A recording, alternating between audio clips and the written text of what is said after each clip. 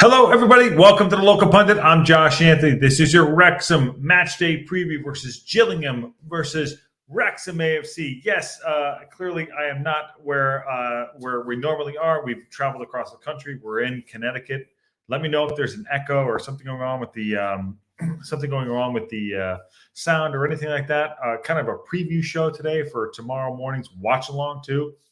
So just keep me posted on it. Yes, I'm in my home where I grew up in Connecticut at my mom's house. So it's very, very interesting. I see people coming in. So drop a like on the show and, subscribe if you haven't. And good to see everybody. It's been a couple days. Yes, yesterday we were traveling all day. We flew into New York City, JFK, and no hat. Flew into JFK and we drove up to Connecticut. Yes, we are in Connecticut. We have a couple people already in the chat. Oh, sorry, I get my numbers, my things right here. Nick Donald says no hat. I can go get the hat. I actually got a haircut today.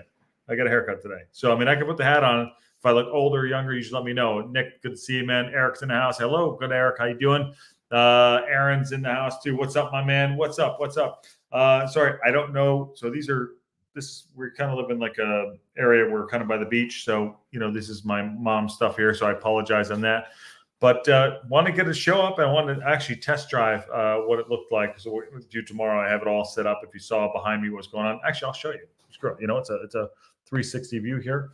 So we got all the accoutrement. Get ready to go. See all that little behind the scenes. It's my little setup we have going on here. All right. But it's all good. It's all good. But we're here to thank you very much.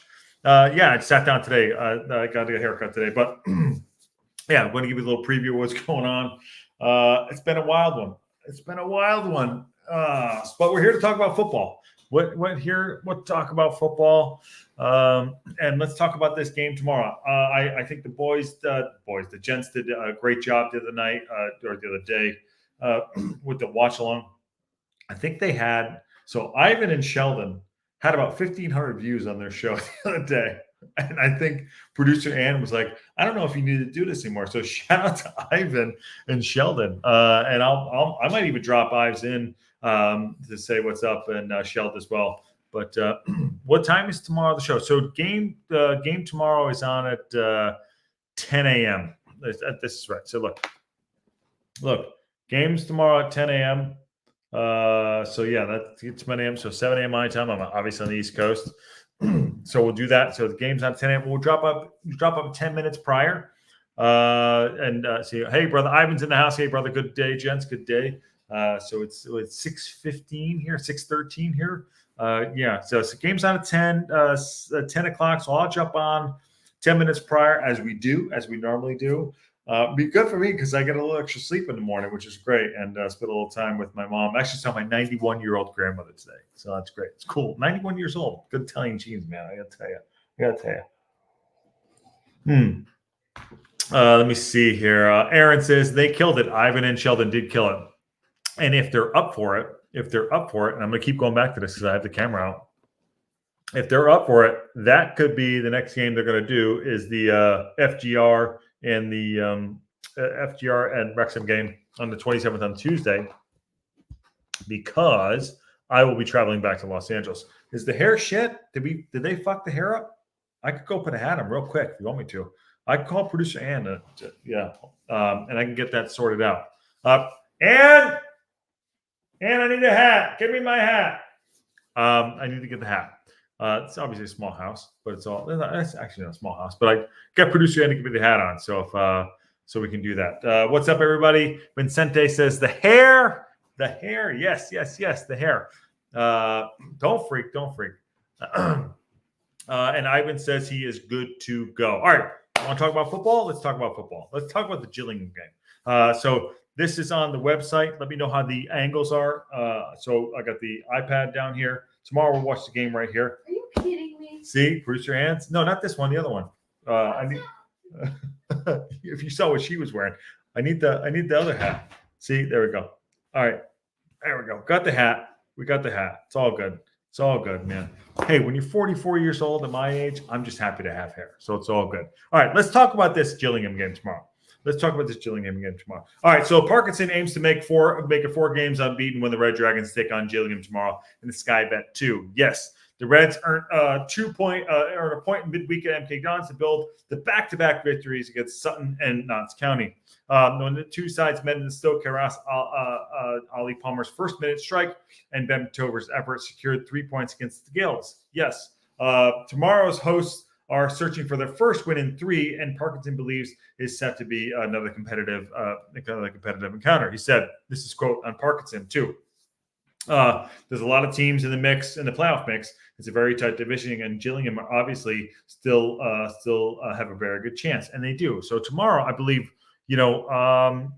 tomorrow. Sorry, if you hear, again, I'm literally, I'm working with a chair that makes a lot of noise. I do my best. It's not me, doing stuff.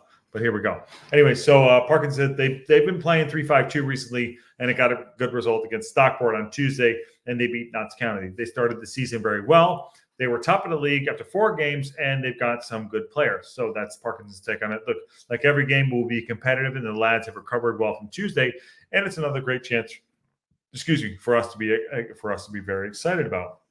Thank you, Nick. I appreciate that. Let's see. The fixture at the Priestfield Stadium will be the 6th so far this month, which is a lot. Like 6 games this month is an absolute, 6 games this month, and it's the 23rd. That's a lot of matches, man. That really is a lot of matches, and I got to give credit to the side and credit to Parky.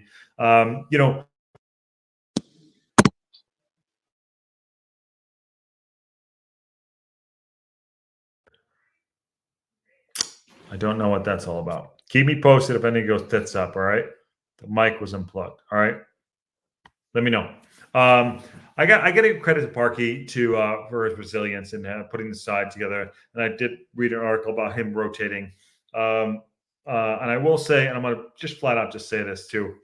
Listen, I'm going to sidebar here, talking about Parky and talking about the show and talking about how we set this show up.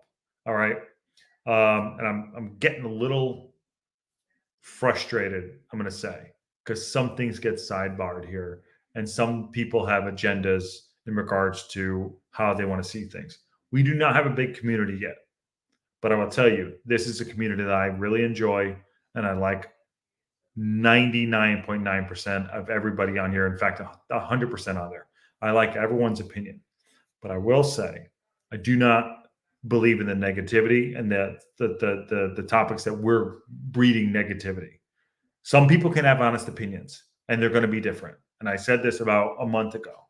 So when people get on each other and they have different opinions and they keep putting things out there and they want to get their point across and they want to say the fact that, hey, this is this is negative, all those things, it's not negativity. And everyone is entitled to their own opinion. And I know I'm really sidebarring here. I know I was going through this article, but I want to say the fact that we're here to support the club. Everyone's entitled to their opinion, and I want people to be able to express that without the mongering on the keyboard. So I appreciate everyone's opinion, and I want everyone to be involved. But let's be adults here. Let's be adults here, and I'm going to put that out there. That's what I have to say. Moving on that note. Listen, the fixture to the Priestfield Stadium will be the 6th so far this month. With recovery at the center of the preparation. Parkinson's men have claimed 7 points of the 5 games, and the squad has been unlisted. Seeing is Palmer starting tomorrow? I'd like him to start, man. He deserved it. I think he's played really well when he's come on. Give him a start. I think he's better than Dalby. But it's a busy fixture season, so we have to make some changes. Moving on, he said, the lads who played Tuesday went into a swimming pool and has been part of the recovery as their cryotherapy machine the day before a game. That's cryotherapy. Yeah, we all need that. At this stage of season, each game brings up a very different kind of challenge tactically, but a lot of it is about giving the players the best chance playing with the energy they've needed in recent weeks. We got fresh injury worries from Tuesday, which is we have no fresh injury worries from Tuesday, which is good. But obviously, we will be without Will Boyle, who's suspended. The Will Boyle sending off to me watching the game back and talking to Ives the other day. It's just absolutely frustrating. So that's not a good thing that's happening. So we have to make some changes back there. He also said that we've had a chance to look at Gillingham as a team and the opportunity to look at our team and see who is ready to go again and pick the team accordingly. The Reds will be without Gio and James Jones for tomorrow's clash, which means I expect captain Luke Young to be starting in the middle of the park there, and they both have injuries. Apparently, that when I saw leader Rich was saying that things don't like. Things are progressing for Stash, but put that in the chat if anyone wants to come in. Things are progressing for Stash, but Gio looks like he's been limping around. He's not going to be in there. So unfortunately, it looks like that's not going to be good. So Gio's going to be out for a bit. He probably pulled his hammy. Let's be honest. He's what is he? 32? I don't know how old he is. Sorry, 32, whatever it is. So that's not. Here's a note here too. Both midfielders have been instrumental so far this season, and Parkinson has confirmed that both will be rescanned in the coming weeks. That's not good. We will then get a better indication on the second scan of where they both are, but they certainly will not be available this weekend. One of the benefits of having a side that has seen new signings like Luke Bolton and Jack Merritt have both started. Merritt, who arrived from Fleetwood in town, deadline day, blah, blah, blah. He said about the strikers. This is Parkinson on the strikers. Strikers are so key in any team's success, and it's important to have those options when the game comes thick and fast. So, back to Eric's point here. Who's going to start tomorrow? Now, listen, I did not watch the full match. So if Ivan wants to come in and have a say a little bit, who's going to start tomorrow? Come on in, and anyone else for that matter. There's a ton of us here, but there's a few of us here. Who's going to start tomorrow? Can't say, but I like the rotation. There was another article here about the rotation. I thought it was really well done, obviously by the leader. But for me, AO, Maka, the back. I'd start I'd start O'Connell on the left side, Tozer in the middle. I'd also start Max on the right. I think Barnett might be injured. If Barnett's injured, shoot, man, that's not good. I'd start Barnett on the right if he's not there. If Luke Bolton will start in the middle of the park. You got to go Luke Young. You got to go Evans, and you got to go Cannon up front. I might give Palmer and JM a go. For me, I'd like to go JM and Mullen. I don't think he's going to do it though. He'll never do it. They'll never do it. Going back to Carol, I'll get right back. New to football. What did Boyle do that got him the latest red card? So Eric, he got 2 yellows. Nick, so there you go. You got 2 yellows. You got a yellow in the first half, I believe, and a yellow in the second half. Both were kind of sloppy, actually very sloppy. But it is what it is. That's football, and it happens. I'm in the grocery pickup area, but I'm here. Hey, man, what's going on, Carol? Good to see you, my brother. We're all on the East Coast today. It's 6:23. Yes. And it's dark, man. It is dark. On the East Coast here. Like I said, I grew up on a farm, so I'm on the farm. I'm glad we have internet. But Ivan, if you're out there, man, you want to drop in, come on in. Eric, Carol, anyone, Nick, come on in. Let's drop in, have a chat. I'm just I actually mainly just wanted to see how this is going to turn out, to see if the internet was good in my house. My mom's house. And it is. And I'm at Ma. I love it. And I didn't put the hat on. So there you go. I got bang sweat. Nick Donald says 1 game suspension. If you get a straight red card and match 3 game suspension, I think yes. So Nick, this is his. No, it's 624. It's 624, Eric. 1 game suspension is for 2 yellows. This is his second suspension, so he's going to be gone for 2 matches. I believe he's gone for 2 matches. So whatever he's doing, he's gone for 2. I think he's gone for 2. Well, 9:23 Eastern time. No, it's 6:25 right now. Moving on. This is from the leader. This is from the leader. Wrexham are challenging for top 3 finishes in League Two. Yes.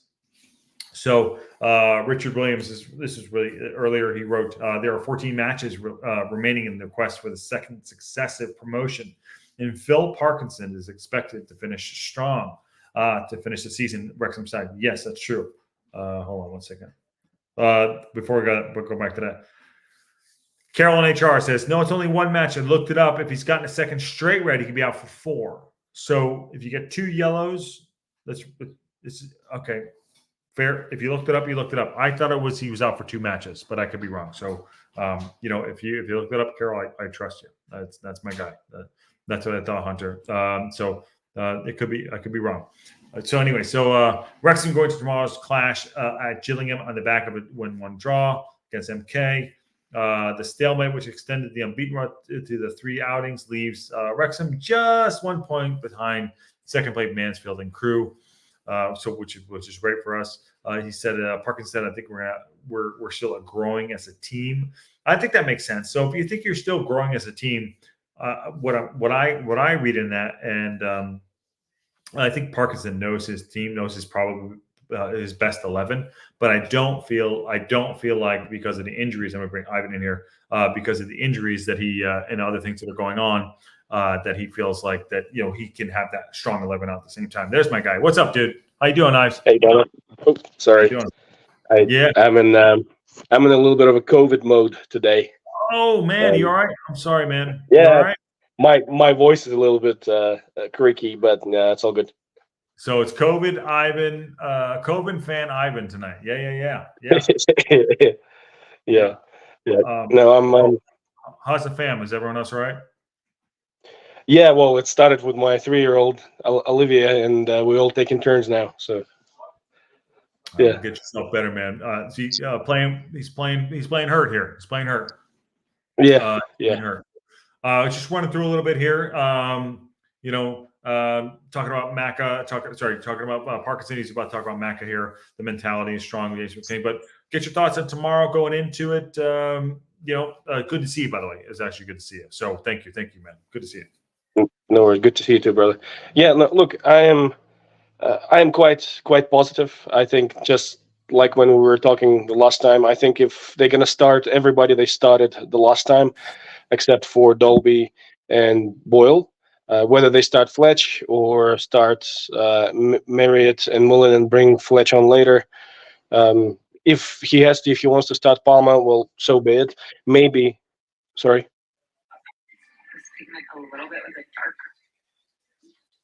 Can you hear me? I cannot hear you.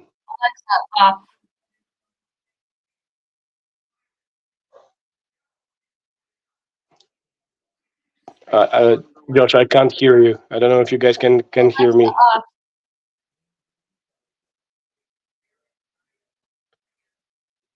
Do you want me to leave and then reconnect again?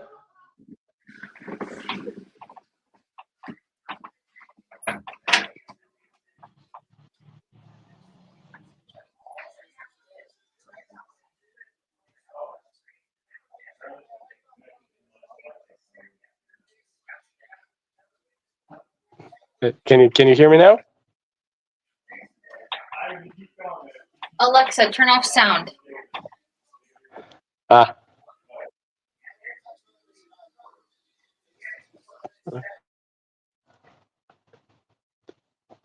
can carry on.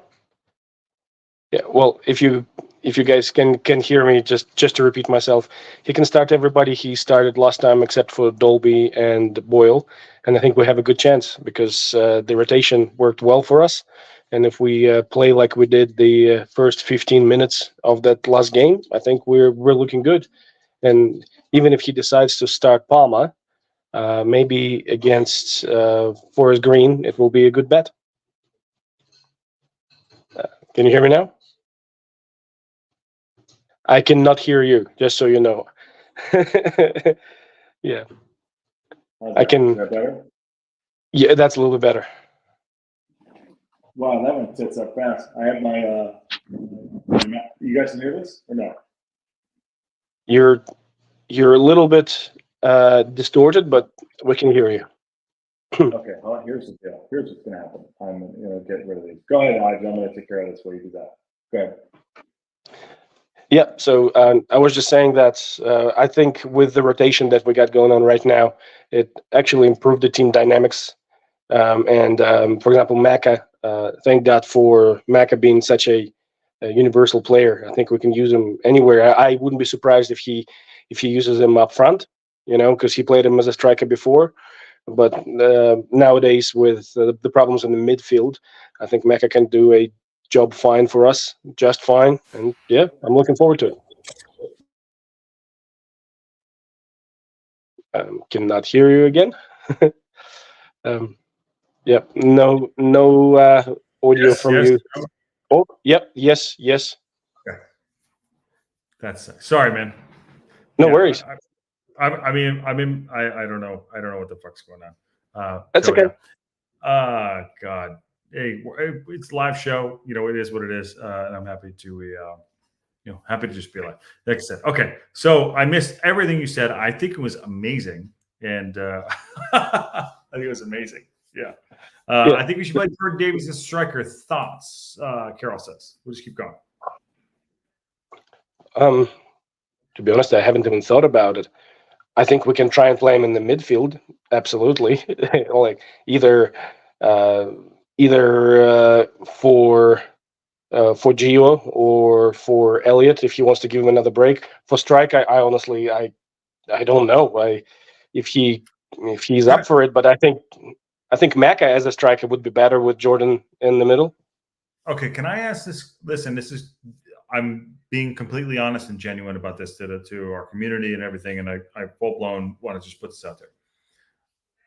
I've never seen Jordan Davies play more than X amount of minutes, so I have no idea what kind of player he is. I have no clue. So, someone tell me. Like I have no clue. Like Tunnicliffe, I've seen him play like 8 minutes. So I know I watched a lot of the team like last year, but who is he? Who is Jordan? And I mean that I'm not trying to be a dick because everyone, sorry, not everyone. Some people think I'm a dick, but like I've never seen him play. Just so walk me through that. And who put it up there? Who put it? Carol. I'm not being. I've never seen him play. I don't know. Not that I haven't really he's never popped up like, oh, I need Jordan Davies in the side. So please, I want to know more about it. I know he has a hell of a shot. He has 4 goals. I know that. To be honest, I only seen him play a decent amount of time last year, which is pretty much irrelevant to what we're having this year. But look, from what I remember, he's more of a sort of he's a combination between Gio and Elliot. So he's more of a creator. He's more of a conductor. He's got decent speed on him and an amazing shot. Look, I'm not a Jordan Davis specialist either. It's been so long since I saw him play. So honestly, speculations. Carol, check out, get the whiskey, come on home, then we'll talk. Hop in. Aaron says he's good offensively, so not good so defensively. So we push him. Maybe he's a 10, right? Maybe he's playing a 10 or a second striker. Yeah, so that's fine. Yeah. Yeah, I think he can either play for Elliot or for Gio. But to be honest, if we're going to sort of fantasize about that, I think Maka up front with Davies behind would be better. What do you think Eric's starting lineup he has there? Okonkwo, yes, obviously Bolton, Cleworth, O'Connell, Mendy, Young, Cannon. I think he missed one of the centre backs. Cleworth, O'Connell, and yes, he missed a centre back. Toes. Probably, I'm saying Toes. Eric, you want Toes in there, or who do you want? What do you want? Oh, Hayden or Tunnicliffe. Yeah, maybe Ed Hayden in there or Tani, depending on who's good to go. And yeah, I think that's pretty much what we're gonna play. It would be great to see Mullen starting with JM and Fletcher coming on as a super sub. But again, we're playing away. I'm not quite sure the quality of the pitch there and what the weather is going to be like. So that will take its toll as well. Yeah. So on that note, I mean, so Gillingham. So they played 33. They are 48 points. We have 59. Oh, there's 59. It's away. I mean, apparently it's pretty far away where we had to go. Yeah. So for this game. Yeah, it's a big trip, and kudos to those guys who's going to make the travel. Yeah. Yeah. Parkinson went on to say the mentality is strong. James McLean, Stephen Fletcher, Paul Mullen, and people like that and the team are real strong characters, and you can see that in our performances. I'm also so pleased with the group. They work. They are great to work with, and we are going to keep driving on. One more. We're going to give it everything, and we have got to try and get the top three comes the end of the season. So he's pushing for top three. He's not pushing for win. He's pushing for top three. What do you think? Yeah, well, I think that's realistic. I don't think we need to play for a win every game, but we will be happy with 1, 2, or 3. It doesn't matter. The thing is that yes, I'm absolutely agree with Parky. The boys are very strong. They got very strong character, and you can see like you saying it almost every time they care. You can tell that they care, and they will do everything they can to get us promoted, because basically, well, it's in Parky's best interest too, because again, I'm not anti-Parky. Don't get me wrong, and I know he's not going anywhere. But the way they are performing right now, despite Parky's shortcomings in tactical coaching or original ideas, they keeping him in the job. Yeah. So yeah. Up too. This came on the after the at the end of the game, like the Parky stuff. On this show, there's no one ever been Parky out, and I kind of hinted at it before. Like no one's Parky out. Like, and again, everyone has an opinion for the criticism. And like we can't just be like, this is awesome, great. The goal is like he's going to be here. We're going to get. I think we can still win the league, in my opinion. And Parky's shortcomings in regards to like some things. I think, let's say he's been rotating the squad. If he gets to the point where he's like bringing people on a little earlier, I think maybe he's evolving a little bit. So and maybe we're starting. I think he has to use the full squad because of the injuries and things that are happening. So I want to push back on the narrative in that regard to the Parky out shit. So I want to just put that on us here. Well, you got to give it to him. He utilizes his strong sides. He's obviously, just like we said many times before, he's a good motivator. He knows a thing or two about player psychology. He understands how to get players fired up. The players spoke about him more so as a father figure rather than a classic football coach. Many times you can hear it through their interviews and when they go and take part in different podcasts with Ben Foster or Mark Howard or other online shows out there. You can tell that they respect him. They understand. They understand that they have that togetherness and they have that collective strength, thanks to Parky in a lot of ways, because he does have his douchebag test that he would not let bad characters onto the team. So when I'm criticizing Parky, I'm not criticizing his strong sides. I'm only talking about things that are, well, to be honest, quite blatantly visible. I'm not discovering a wheel there. I'm just stating the obvious. Yeah. But I think amongst that, it's like you look at like, hey, we are doing really good. Honestly, I think I secretly I'm gonna say I think we can win the league still. Look, your words into the reality. I'm all for it. I'm all for it. Just like I said, I stick by my prediction. We still can just as much not get promoted as we will get promoted. So, but only I'm not being negative. I've learned now with the way we play and the way other teams play how unpredictable that league is. So I have given up on making any kind of predictions. I don't think you can make predictions. It's fucking crazy. I totally agree. He said on this note, I'm going to give you this right here. He says, this is Parkinson. We're going to give it everything we can to try and get the top three and come in at the end of the season. I still think there's players with a bit more to come. I really do. But we have got players who are big match players, and historically they produce when it matters. And you can't rest on your laurels, said the midfielder, talking about I think this is Luke Young. The games come thick and fast, and before you know it, you can drop out. But on that regard, that's Luke Young, by the way. So Parkinson, that Luke Young. I think, to your point, it is so unpredictable. Like what's going on in this league. Stockport were flying. I was like, oh, they're gone. They're absolutely gone. Barrow were flying, Crew were flying, Mansfield. Like shit goes down. I mean, we had some really good results on that regard. So, I mean, that's what makes this really an exciting league, in my opinion. Yeah, it's grassroots football. It's your classic, typical, down and dirty, low league football. That's why we love it. That's why I always say that it's real. The stuff that you see. That's why you see the stuff going on in Premier League, and I call it fake because it is. It's a money game. Here, it's not the money game. We have the most expensive squad, but you see what's happening. The results are so unpredictable. It's not a money game anymore. No. And if you're the Mind Flayer, as in if anyone is a Dune fan out there. Eric Cole, good stuff. Eric, if you want to come on and have a chat, you don't have to put your camera on as well. You can always come in.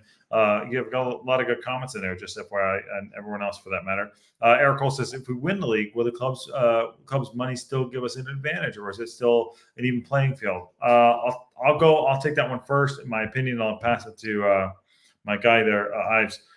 I think League One, I think we're going to get promoted. I'm going to just say it. If we don't get promoted, I'll eat my shirt, whatever it's going to be.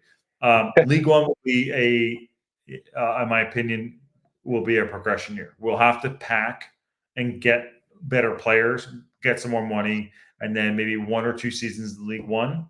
Money does come into play, but it will be a rebuilding year. I don't think that's a promotion year. That's my opinion. But I'll pass to my guy.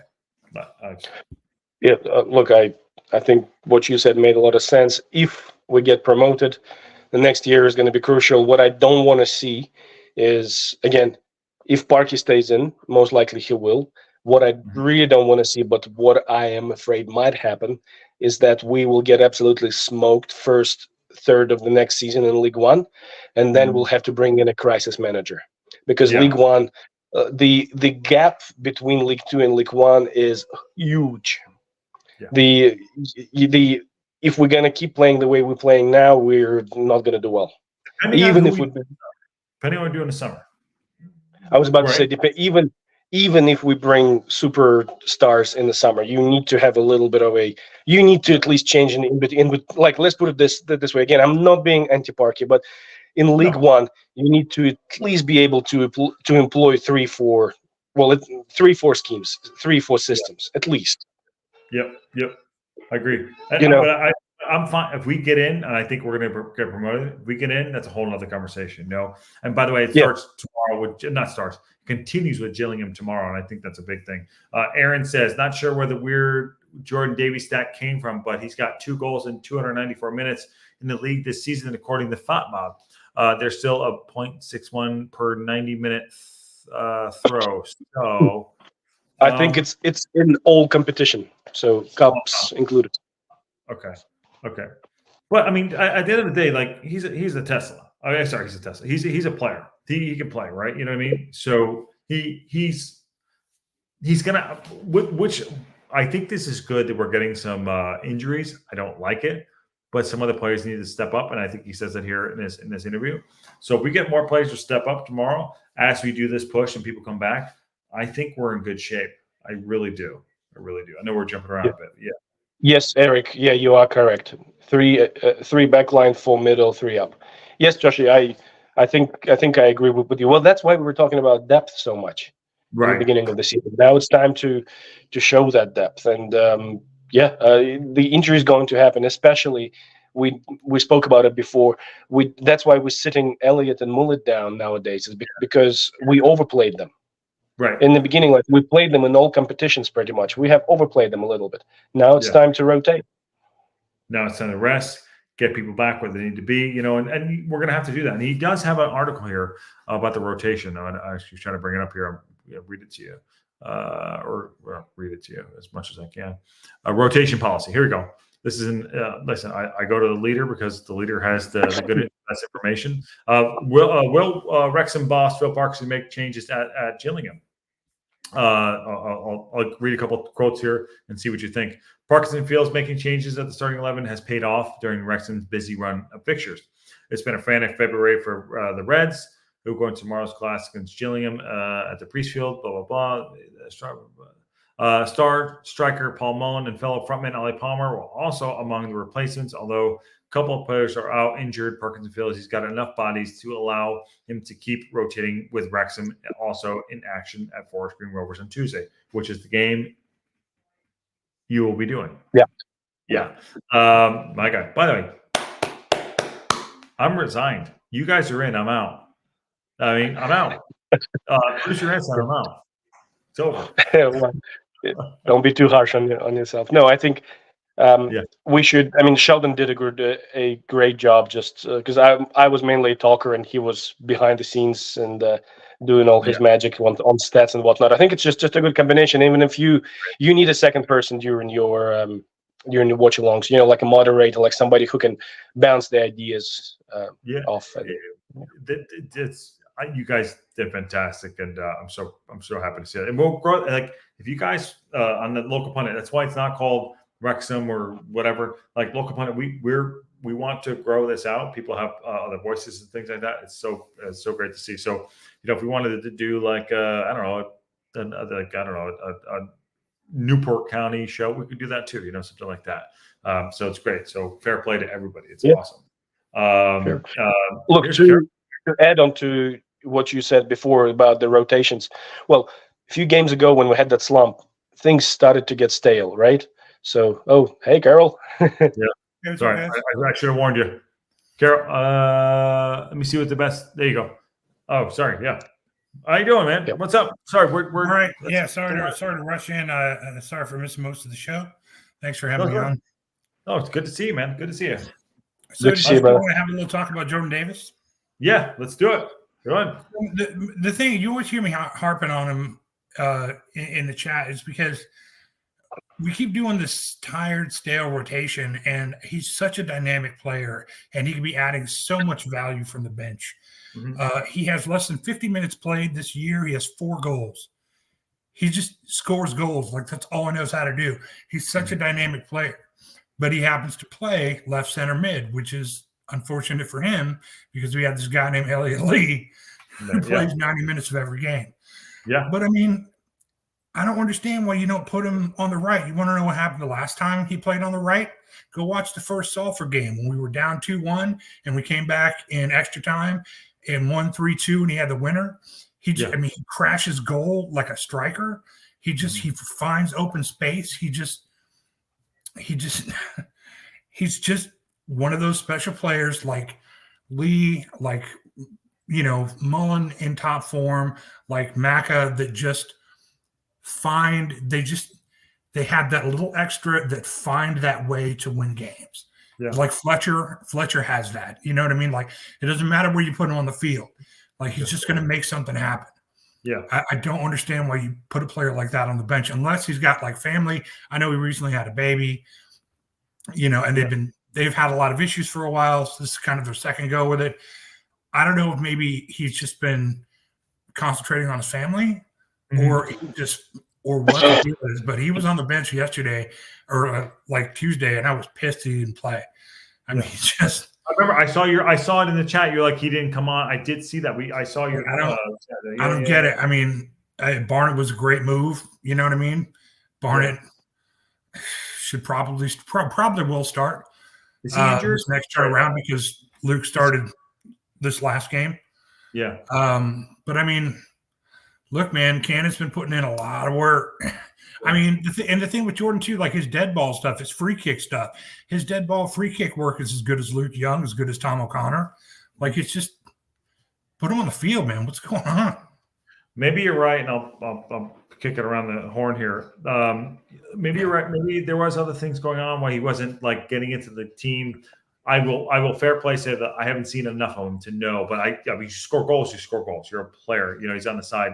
It's on the squad. So, he has a strong shot. So maybe he does get inside. And I think, to your point, Carol, I think we need to rotate this squad in order to get this promotion. And I feel now, and I'm going to talk out of both sides of their mouth, we do have a chance to actually win this league. I do. I really do. Yeah. Yeah, I mean, it's going to come down to who wants it. Yeah. Who wants it more, and who's prepared, who's firing on all cylinders. I mean, it's kind of a toss up now. Stockport's not having a good run of it. Mansfield seems to be kind of chugging along, doing their Mansfield thing. But I mean, we're running out of games, for people to separate. So it's going to be one of those kind of to the wire sort of. It's probably going to be us three to continue on, but it's going to be a nail biter situation. It's not going to be fun for any one of us. And then you'll have Barrow, Harrogate, and what is it? Wimbledon? So MK, Barrow, Harrogate, and Gillingham right now. Yeah. AFC Wimbledon. Yeah. And Knots are right there. So and I'll pass back to Ives for his thoughts on your thoughts on Davies. So right now it's Stockport, Mansfield, Wrexham, top 3, 59. Crew, MK, Barrow, Harrogate, Gillingham, AFC, Wimbledon, and Notts County. Yeah. And by the way, sorry, Morecambe are right there too, and then Accrington and Stanley are right there. There's so many people at the bottom of at that number 7 spot that are tied. Yeah. I think it was one of the guys from our Discord that brought that up. There's like 10 teams that are tied. Yeah, like 49 points or something like that. So the league is extremely tight. Yeah, it goes all the way down to 16th place with Walsall at 45. Right, that's how low it goes. Tranmere at 40 and 17th. So yeah, there you go. Yeah. On Davies, the only thing that I can think of is that he's got some kind of personal issues, family issues. Because other than that, I don't understand why you wouldn't play him at all. And I think he's universal enough to play on both sides on the pitch. And I mean, I was just about to say that rotation is good because we're going to that slump. You could see that things were getting a little bit stale and people stopped performing. Yeah. You might as well give the guys a go because you're not really losing much. We were not performing well anyway. So yeah. I mean, he's the obvious one to like for Lee. That's what I thought was going to happen. And then I remember seeing if Lee's on the bench and Jordan's not starting, then what are we doing? You know what I mean? Like what's going on? What kind of bizarro crap is that? So I don't. But also to everyone's point, you make an excellent point, Ivan, is that for all of our speculation and all of our, he should do this, blah, blah, blah, and Barkey, blah, blah, blah. We have no idea what's going on in that locker room, what's going on in these players' lives. And I do trust Parkey and the staff to always do right by the players as men, as people, and as family. Yeah. You know what I mean? That's very evident. You're absolutely right. You could see that coming. So I can't see Jordan as a player. I mean, he's an academy kid. You know what I mean? Like the fans love him. I can't see he's not a jerk. Like he's a schoolboy. I can't see him falling out of favor. You know what I mean? Or getting a big head or anything like that. So I think you're right. Probably just family time. But I think he's hungry. I hope to see him on the pitch in the next couple of games. That's for sure. I think you're right. I think a lot gets lost in the fact that we're like, especially in the Prem where a lot of guys are just, why are they not playing? And you realize like, oh, I don't mean this, and I don't know this for sure. Like he's going through divorce and like other things. Like people have lives. He just moved and are trying to acclimate. His family is there. We don't take into facts that like people have families, that things are going on. What we don't, not to bring this up in a bad way, but in a good light, like the Anthony Ford thing happened, all those things are going on, so those things, like life happens. If you're a plumber or, and things happen, like it'll affect your work and your life. And I think for us, it's like, he's a great player. He scored 4 goals and and this is not, I'm not saying this in a bad way to anyone. He scored 4 goals in 260 minutes. It's like, great. But what else is going on? If he's not playing, there's obviously reasons, things happen. So fair play to that for sure. Carol, what is your starting lineup for tomorrow morning? Starting lineup, I would have, I think Tozer in the middle, O'Connell on the left, Max on the right. I think Barnett on the right wing, McQueen on the left wing. Mendy is a sub for sure, just because he's so damn valuable, and he was outstanding the past few times he's played, particularly in defense, right?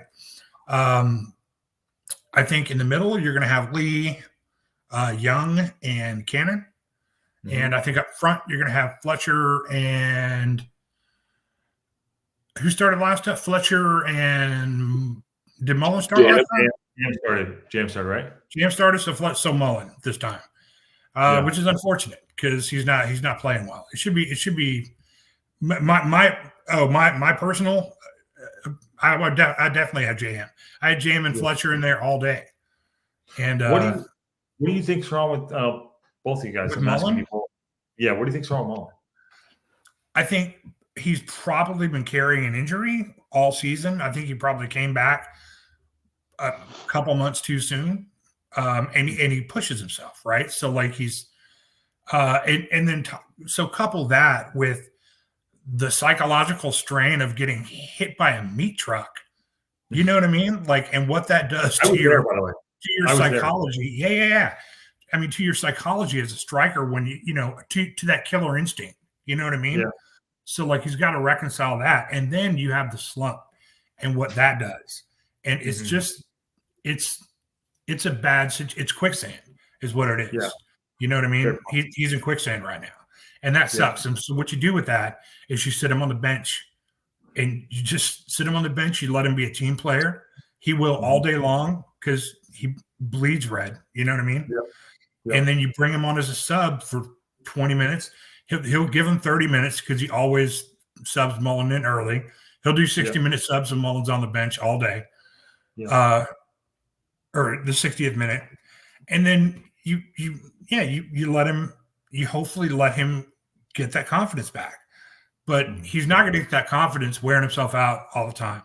You know what I mean? He needs to feel like that leader again, because I mean that's his natural role. And we said it before, you know, they got these big contracts, him and Lee, they're kind of having a slump for whatever reason, and they tried to put the team on their back, and it's just I don't think that they're contract heavy in their regards. Like, I need to do that. But I totally agree with what you're saying. I mean, you know, I totally agree. And maybe it's a combination of the quicksand stuff. What do you think about Mullis? I know we talked about it a little bit. Do you agree with all that? Yeah, no, I reckon it's a combination of that psychological low that he's going through because he's such a competitor. He's such a leader. And when your confidence gets shaken, it is a quicksand. That's why I was saying a lot, and I'm still saying about Merritt. He needs to score. He needs to score. He needs to score, because if you don't score, you as a striker, somebody who is asking the best of yourself all the time, when you just it's your job to score goals. If you don't, you just get down and you stay down. And obviously punctured lung, a bit of a trauma. And broken ribs and like him. When was the last time he scored? I'm sure someone can look it up in the chat. When's the last game when Fletcher scored 3 and he scored 1? That was a great game. Was that December? I still watch those. That was New Year's Day, baby. I watch that when I'm feeling down, like medicine. Almost 3 months. Yeah. Oh, really? Yeah. Think about that. Think about some of the U.S. stuff. Wide receiver. 2 months. Almost 2 months. Oh, like a point guard. That's so many games, man. That's a lot of games, man. And last season, and I go back to what Griffith said a couple of games ago. I think it was 2 games ago, when he had a breakaway and he was getting through and he missed. He was on goal 1-on-1, right? And he missed the goal or something happened. And Griffith's like, last year that was a goal. And you're like, oh shit, you're right. That was a goal for sure. Yeah. You know? I mean, my thing is everybody knows that he's the elephant in the room right now. And the problem is Parky has this loyalty and the fans have it too, man. I mean, don't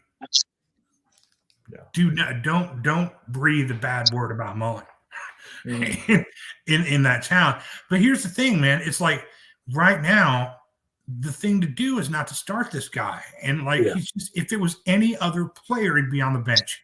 But it's not, and it's hurting the team just this blind loyalty is hurting the team, and I don't. That's what sticks in my craw, and it winds up, A lot of managers and coaches in all sports do that. You watch some sports, so they do that. Like, I'm going to go with my guy. I'm going to go with my guy. Whatever. And I kind of get it. Mike says, I don't think we see Marriott and Fletcher together, and I don't understand why. Same. I don't understand why. I think we should be seeing them together. I mean, they're two of the most creative, experienced guys that we have on the team. Why would you not? Look at this way. Fletcher can deliver a pass that nobody else can up front, and Marriott is the fastest of the strikers we got right now. Exactly. Have you had chocolate and peanut butter? It's fantastic together, man. Let's do this. Yeah. PB&J. Let's do it. Yeah. Nick Donaldson says, I think teams have learned how to successfully foil him. I think he's and learned his tricks. All that added his frustration and possible injury. It's just him down and a kid with Austin.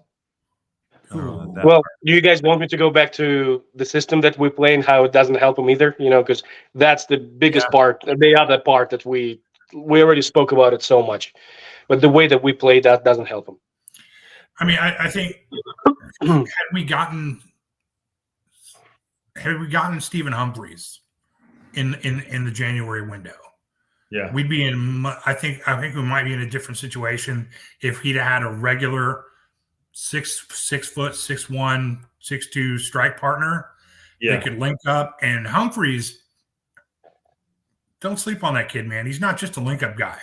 He's a really good striker in his own right, man. So I mean, I don't know if that's who we were going after, but I don't think Marriott was our guy. I think Marriott was a panic buy. He was a great panic buy, and he'll wind up helping us. But we wanted a prototypical, center forward. Mm-hmm. I agree. I agree with Mike. Marriott. We might very well get him on a free, just like we could get Johnson Clark Harris on a free.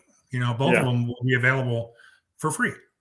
We'll just have to worry about their wages and be the club they want to go to. So who knows?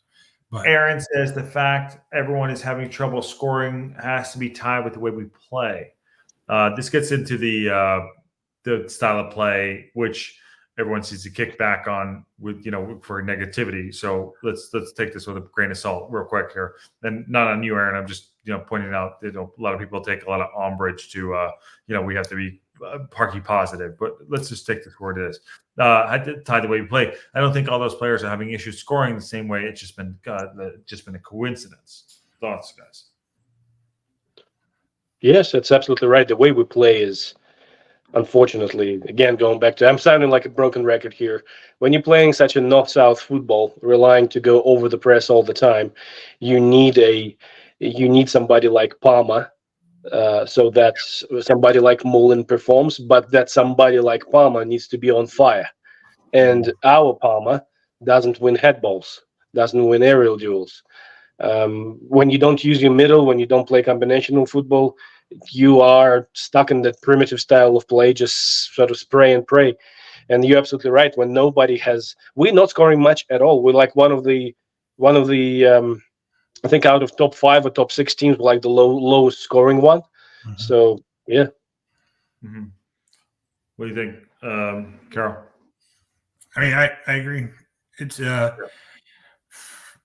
we've been relying on luck for a long, long time, and eventually the luck's going to run out. You know what I mean? As it should. The top 3 best teams should get promoted. If we play like we can play, we're one of those teams. But right now, we still feel like we just feel like we have all the ingredients, but we just we don't know how to bake the cake. You know what I mean? Yeah. Like we have all these ingredients, we just can't bake the cake. Does that make sense? And I think when we do bake the cake, we're like, holy, whoa. Yeah. It's a really good teams. Other teams are kind of, they're starting to be like, hey, like the who's the last team he played? MK? No. MK. Yeah. MK. The MK boss was like, I don't know, man, with like this goal and then the knots with the handball thing. And I don't know, maybe like the refs are kind of unconsciously like giving them the benefit. I'm like, first of all, we got Yeah, exactly. We got our. That's not happening. No, not at all. There's been way more that hasn't gone, calls. We're getting some football god stuff in our in our favor now.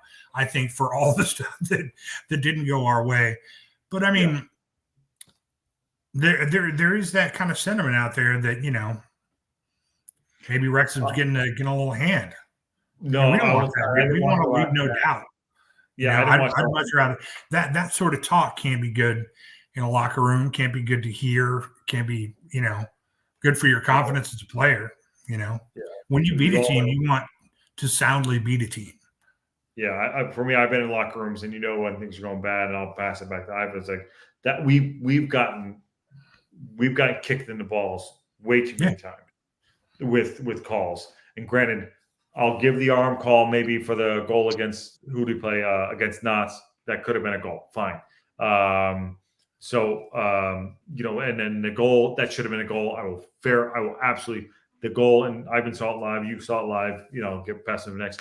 That was a goal. That should have been a goal. I mean, so yeah. What do you think? Yeah. It all balances out in football. Yeah. You ride your luck, but you're absolutely right with regards to you cannot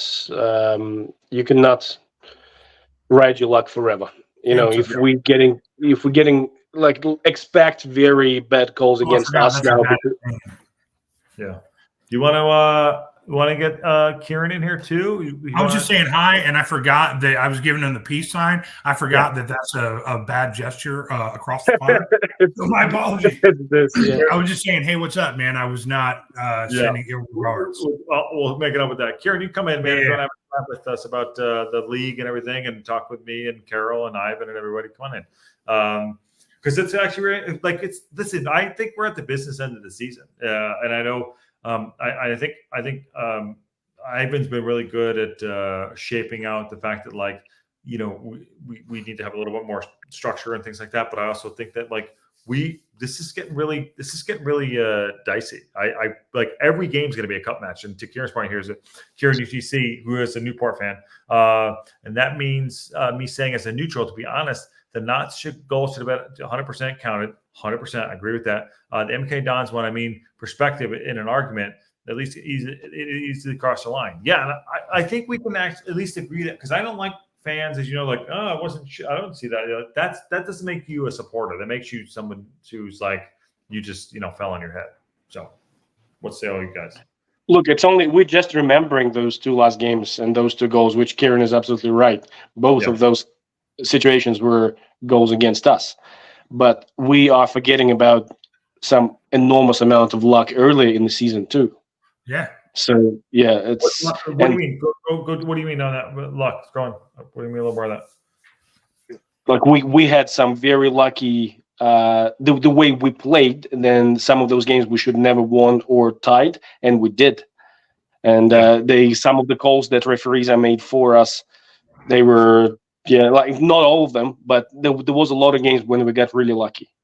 Yeah. So I'm gonna bring him on with the four of us here. I'm gonna just make sure we all have enough room for Carol, local, and me and Ivan. Are you calling me fat? Huh? No, I want the socials in your face. No, I am. I call me fat all the time. No, I look. I'm looking at the table here, and I'm just like, this is going to get really exciting. This is going to get really, really exciting. And I'd love to get another perspective on here, too. There we go. We got to force them here. There we go.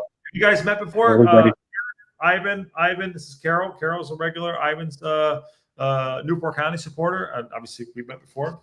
So, perspective. The Newport colors, even. Yeah, he's always got it on. Yeah. This is last season's home shirt. I mean, I don't know what my current recent one is. We'll choose this one. Yeah. What's your thoughts and everything?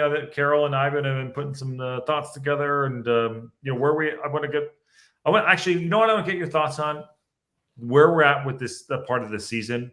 You guys are in you're in 15th now. You've won 4 of your last 5. And you're in 15th place, and where you think about the top of the league and the playoffs are at comparatively to some of the teams that are going on right now. What's going on? Oh, well, you're entirely right in saying it's the business end of the season. I think that you always look at February, March tends to be where you've got enough games to build a run of form, but you've not got enough to where you can afford to drop points, kind of thing. But you want to talk playoffs? I mean, you look at the table. We're 15th, 2 points off of 7th. That's how close this league is.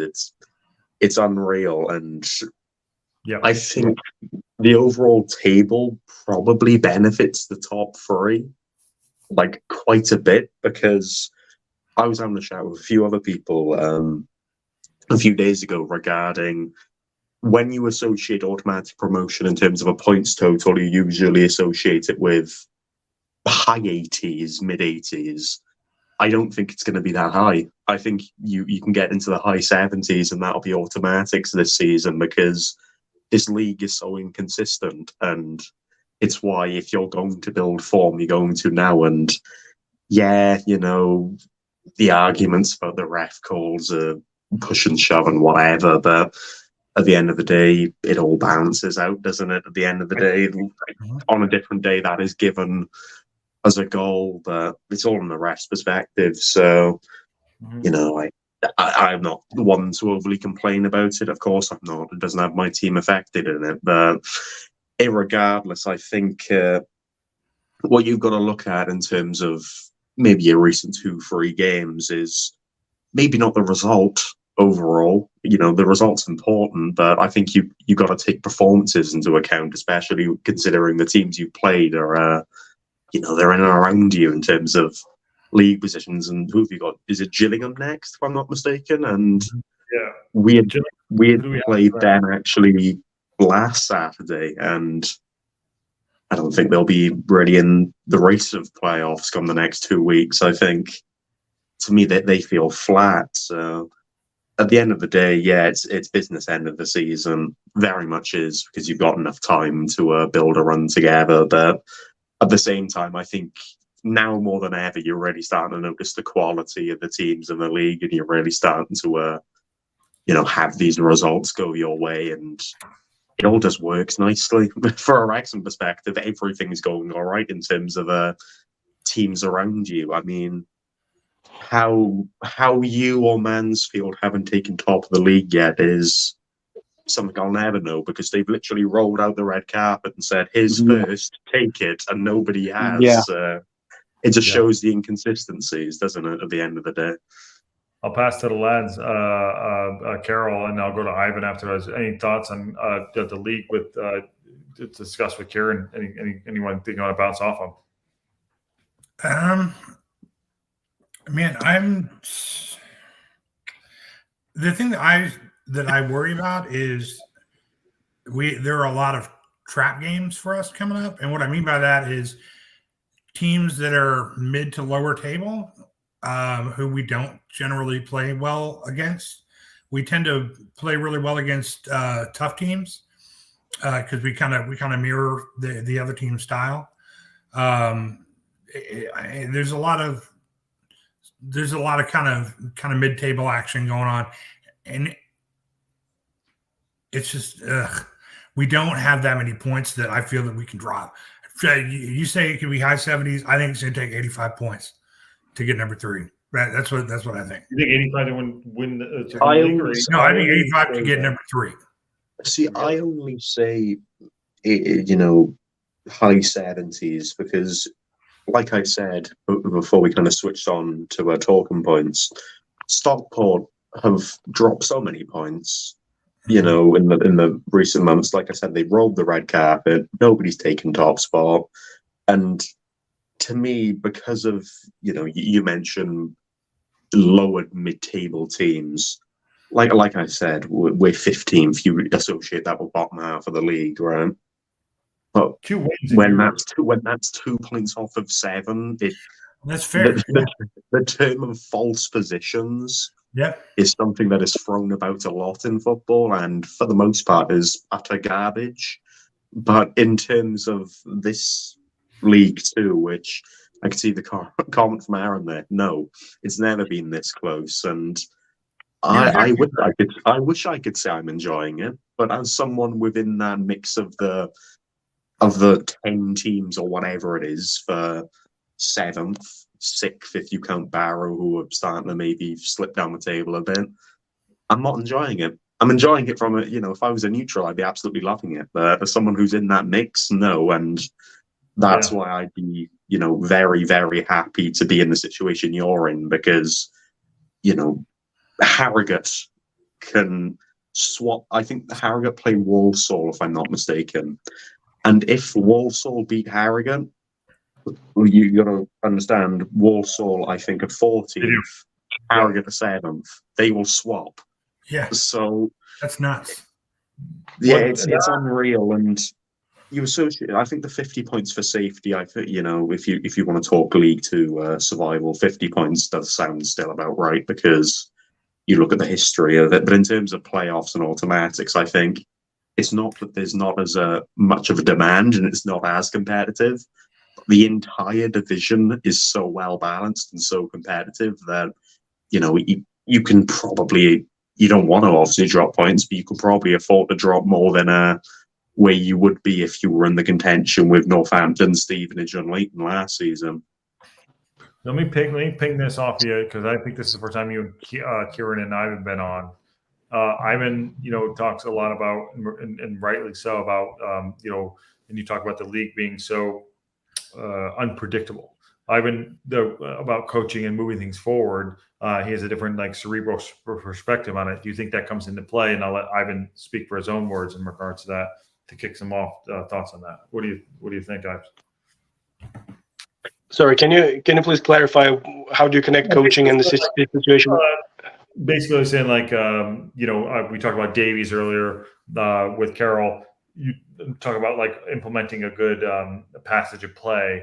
You want to see if you thought that the passage of play would be something that could separate the teams.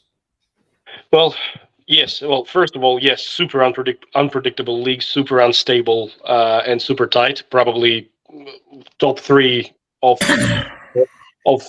that kind of leagues I do remember ever. But going to the way, for example, talking about Wrexham, because I don't know too much about how other teams play, but what the reason why we are so unstable, and the reason why we haven't taken the first place from Stockport yet, even though they did roll out the red carpet for us time and time again, is because when you are, first of all, when you're playing Wrexham, you're giving it your all. We have to remember that the teams do play extra hard against Wrexham. It does happen. You can see that.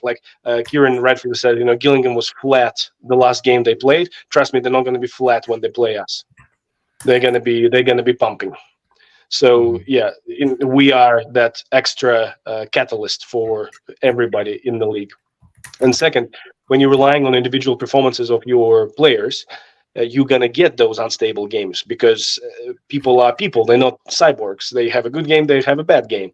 And the business end of the season now means that we have injuries. It means that we have experimental lineups.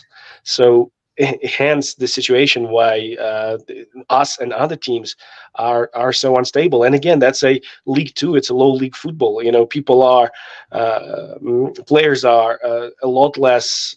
They're a lot less drilled. The systems are a lot less drilled into the players. So the class is overall lower, even though the enthusiasm and the desire to play and the overall watchability is even higher than Premier League sometimes. So, take the good with the bad. That's the grassroots football for you. I mean, you think of it this way. League Two, you're not going to fit a system. At the end of the day, they're League Two footballers for a reason. There's a reason they're not in the Premier League, and whether it's because of, you talk individual ability, you talk being able to fit into a system, and that is League Two. It's always inconsistent. It always has been. And I think the only consistent, I suppose, is the correct term to put it. And I'm going to say it because it always puts a smile on my face when I mention it. We're probably the only consistent team in League Two, because I think we're still top of the form table, 5 wins from the past 6. Every team has a blip. Stockport they've had probably about 5 or 6 blips this season, and nobody's capitalized on it because everyone else is having blips at the same time. But it's unreal. It really is fun to watch, and it'll be a League Two season that's looked back on not only because it's Wrexham, Notts County, return of the EFL, the Hollywood, blah blah blah blah. But I think that's got to be taken out. By the way, it's insane. I think the Hollywood part of it's got to be taken out. Like I'm kind of this league doesn't. Yeah, it's sexy. Yeah, once we get into I don't like the term. As someone who is, as someone who stays as neutral as I can while they're not facing each other. That's the kind of idea I have when going through football. I would personally hate that term, but I guess you can understand why the term's used, and it's always opposition fans that use it, isn't it? And good old-fashioned like we've mentioned, everyone puts their A game up against Wrexham, and it's not because Wrexham. If you look at them as a default, you go, "Oh yeah, they're the best thing since sliced bread," kind of thing. It is because all of the associate things off of the pitch over the past few years, everyone goes, "You know what? I have a chance to get extra attention for League Two, because that is what Wrexham is. It is they're the biggest club in League Two. You'd argue they're bigger than most League One clubs if you're talking retention and interest. So that's why teams definitely want to play well against Wrexham, because the chance of getting this extra coverage, should they be able to post at full time they've beaten you, it's a lot bigger. So it's unique in a Wrexham standpoint, because you have so many more factors to take on board that most League Two clubs don't have to, because I'm not seeing teams act like they've won their cup final when they beat Newport. So it's good fun. I'll go. Let me just go ahead, Ives. No, go ahead. Sorry. Let me just add one thing. You know how I was always saying that we always dumb down to the other teams. For example, when we start playing head tennis and long balls, I have to take it back to a certain extent. I think I was mistaken. I think we are forcing that style of play, especially away, because watching that last game live against MK, I got to give it to MK. They played a very good combinational football. They wanted to keep the ball on the grass. They wanted to play short pass. And I could see it in their eyes of their players. They were like, come on, boys, let's play this type of football here. And Wrexham guys they were just insisting on playing those long balls. And I could see it over and over again. MK will bring the ball down, start playing short pass. That's how they scored their goal. Beautiful goal, by the way. Yeah. And when we scored the ball, we played like that too. Those couple of link-up plays, it was not off the long ball. We scored off key ground passes. Yeah. So I think I was mistaken. I think it's not that we dumb down, is we offer that style of football. And the other teams, especially the lower table teams, they don't mind, because they don't mind playing that kind of football. They do that too all the time. But the top teams, like top half of the table, they actually try to play proper football. Mm-hmm. Yeah, it's such an interesting. It is a very interesting dynamic, because we played Notts Tuesday before last, and they're the best footballing team I've seen twice. They were honestly best team I've seen in the league. I could say. Yeah, it's unreal that the football they play is magnificent. I think the only reason they're not top of the league and not in that immediate because of the budget, is because they had this rotation stuff, didn't they, with management and all this other stuff. So you talk Notts, Wrexham to an extent when they want to play as a team that plays really nice football. And then you've got Sutton, for example, who don't play pretty football. It's hoof it up to the long man, see what he can do. That is Sutton in the least amount of words possible, and it works every now and again. They cause teams problems. That reminds me of some team. There's a good few teams. Yeah, I suppose they have a different change of fortune, don't they, than Sutton? But there we are. So I'll pass back to the top three. Like, who do you think the top three threats are? Go to Carol, then Ivan, and we'll go to Kieran. Top three, like right now? Who's strongest teams in this league? Because we're all so close. What do you think, Carl?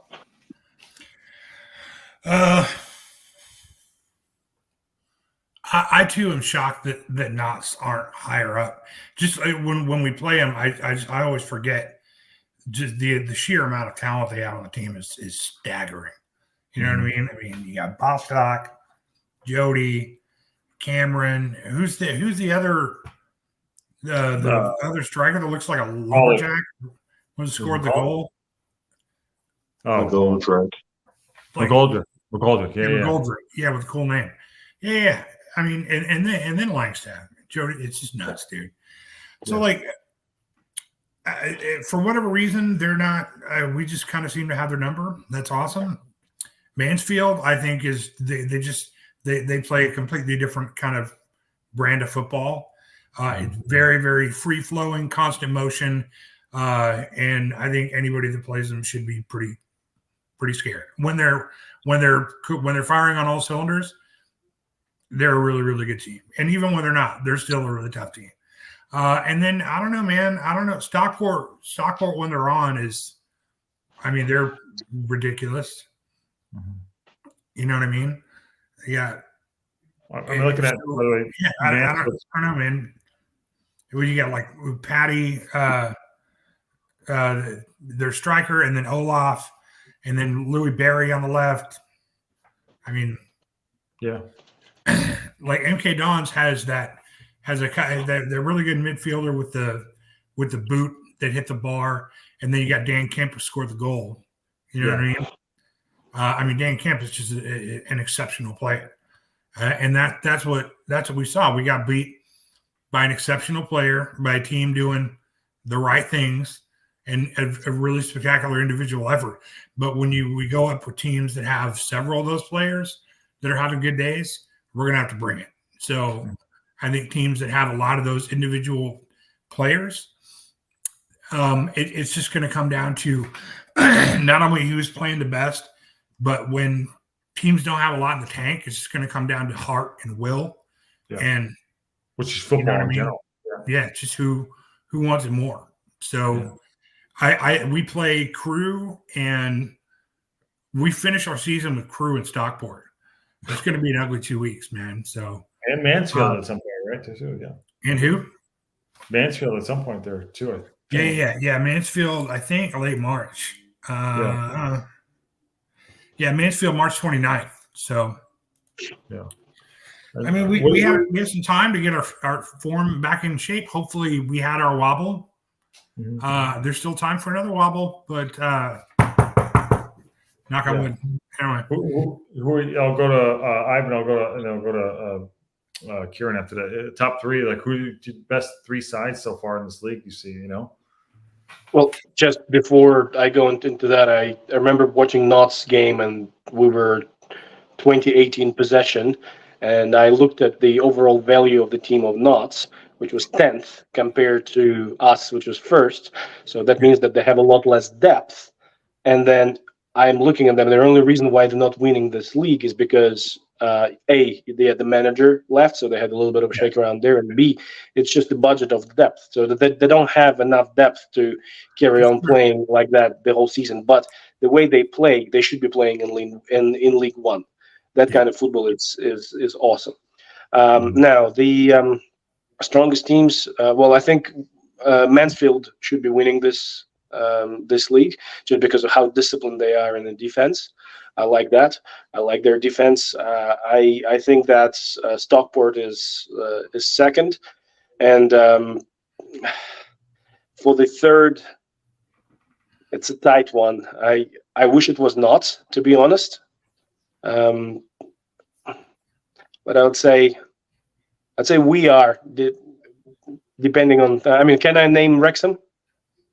You can. We are. Yeah, we are. We should be number 2. Also name Wrexham. Yeah. Just because of the sheer quality on the team. Like anybody like Mecca, that goal that he scored last game off the corner, diving header, that was not a League 2 goal. That was not a League 2 goal. That's the sign of the guy playing most of his life in Championship and Premier League. Yep. I agree. What do you think, Kira? Top three? Who do you think the best three? And they were just kind of, I know there's a lot. Like I'm literally looking at the table right now. You guys are in 15th, and you're at 46, and we're at 15. I'm like, it's so tight. But like, I look at some of these. There's a lot of things you've got to consider when you merit the strongest teams in League Two. You look at it and you go a medium play style. You also look at adaptability, the options they've got. You could even look at, finances in terms of what can they bring in. And the thing that I said, and I've said this the entire season, you look at Wrexham, they should be first. That is the reality of it. In terms of you're looking at everything, that is the blunt reality of it. I think if you're talking a sheer football aspect and a sheer consistent in an inconsistent league, I don't think you can go far wrong with Mansfield. I think they are just the best footballing side in the league because they win games really well, really nicely. You look at the Harrogate game, for example, I don't know if you've watched all the goals in there, but it is some brilliant stuff they play. They also can win games really, snatch and grab, dirty football, League Two football, and they've been in League Two for 10 years now. You'd imagine they'd adapt by now. I think Stockport have rolled out the red carpet long enough now. I don't think they've really fallen off any further than second, third at a push, and then that third spot. There's probably you name 3 teams immediately, 4 depending on what the run-in looks like for the rest of the season. The immediate team, I think, is from sheer watching them play football, looking at their depth, their manager, and everything. I look at Crew for that third spot in my eyes. Yeah. I know that you have games in hand on them, but I always say when you have games in hand, you'd rather the points, wouldn't you, than having to play the extra games. Yeah. And then, to me, MK Dons and Wrexham are the only real 2 options that can contest with that. If you would have asked me that question 3 weeks ago, I would have put Barrow there.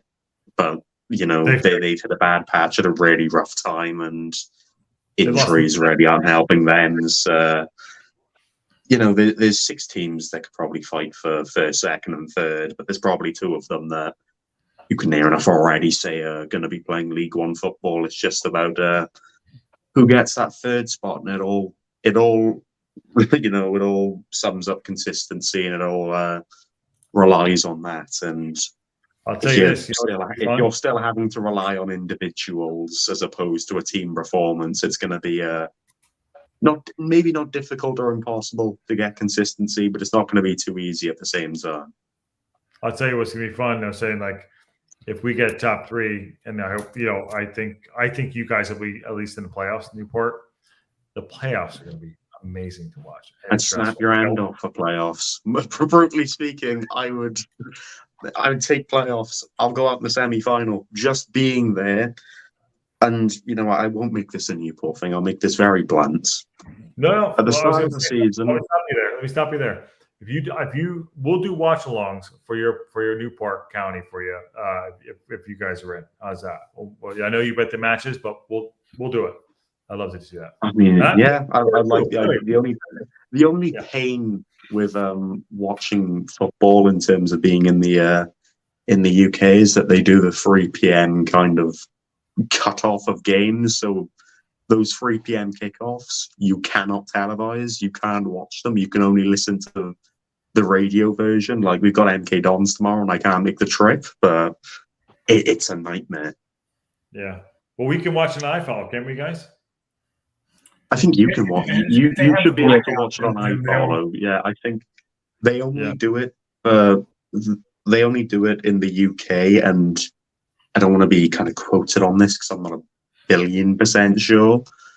But to my knowledge and what I've read on it, the very little I have read on it, the only reason that they don't openly allow people in the UK to watch the 3 p.m. kickoffs on TV. It's one, to try and get more people to the stadiums, and two, to avoid people from pirating the games and streaming them illegally to, people everywhere. So I kind of understand it, but it's frustrating when, you can't make the 250, 300-mile trip or whatever it is to MK Dons, so you have to listen to a bloke on the radio talk about it. At the end of the day, it is what it is, and it's why I'm quite happy to have gone to most of the games. But it's why I'm equally enjoying the run-in, because we're playing Newport-wise really good football. We can play dirty, we can play really nice stuff. We have that adaptability. The only reason I don't back us to get playoffs is we get 1 or 2 injuries. We tend to kind of fall down a cliff a bit. So that's the only reason I don't back it. But if you would have said to me at the start of the season, you'd be in contention for playoffs still you talk going into March, I wouldn't have believed you. And I would have said that you were crazy, because you look at, I think our budget for many years has been the lowest in the EFL. That is just a thing when you're fan owned, and we had lost so many players to a point where we were worried about if we're going to go down to the National Leagues. The fact that we are where we are, it means that I'm able to enjoy it. But we're so close to the even thought process that you can very easily get caught ahead on it. I think we're all enjoying it. It's a lot of fun too. I'm also, I don't know if you all know, I'm at my mom's house and I'm getting the, hey, I got some food out here for you too. I don't want to miss off my Italian mother. Been out for 90 minutes here. I got to jump. But listen, prediction. So Ken says, predictions so hard to turn on Wrexham. I think we're top 3. Great month for football ahead. Absolutely. He's totally right. So, listen, I before I get in trouble with my mom, I'm going to jump real quick. We have a game tomorrow, and I'm looking forward to seeing that. And, thanks everyone for coming on. I love this stuff. It's really great. So if I can, pack it up there, and hopefully we'll all get the W tomorrow. That'd be great to see you guys. We'll do watch on. I lost my, I don't have a thing here. Hold on. I lost my, what are you talking about? I lost my I can't connect all my thing. I don't know what his is. Yeah. Oh my God. He lost his button to turn the stream off. Yeah. No. Oh, dear me. All right, lads. All right, bye, guys. He's back. Good luck to you, Kieran. Good luck to you guys tomorrow. Thank you. Best of luck to you all as well. I'm sure you won't need it, given it's Gillingham. Yes. But there we are. Yes. Can you guys hear? Oh, I lost my thing. Thank you all. Sorry about that. It's live TV. Carol, thanks for coming on, man. Good luck tomorrow. Newport. Ivan, I'll see you tomorrow too, for sure. Kieran, good to see you, man. Good to see you coming on. That's awesome. Amazing. Of course. All right, brother. Later. Thank you. Bye-bye. Good to see you, man. Carol, I apologize, man. I lost my thing there. Anyways, all right. So that's amazing. Carol, Ivan, and Kieran, good to come on. Good to have a 360 chat about a lot of things. I lost my mind, apparently. Predictions so hard if Wrexham get through tomorrow in March, still top 3. I think they will stay where they are. Great month of football ahead. Absolutely. Where the hell is this thing?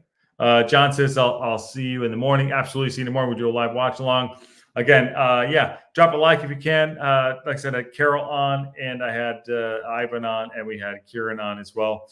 I lost I did not have my, what's it called? My mouse. I didn't have my mouse on the screen, so it's all good. Anyways, all right. That is your match preview and extras tonight. We are on for 90 minutes. Fun tomorrow.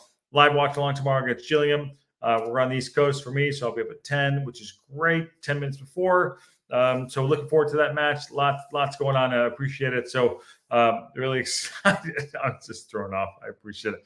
I'm going to go have some dinner with my mom and the missus and my brother. So on that bombshell, I will see you in the morning.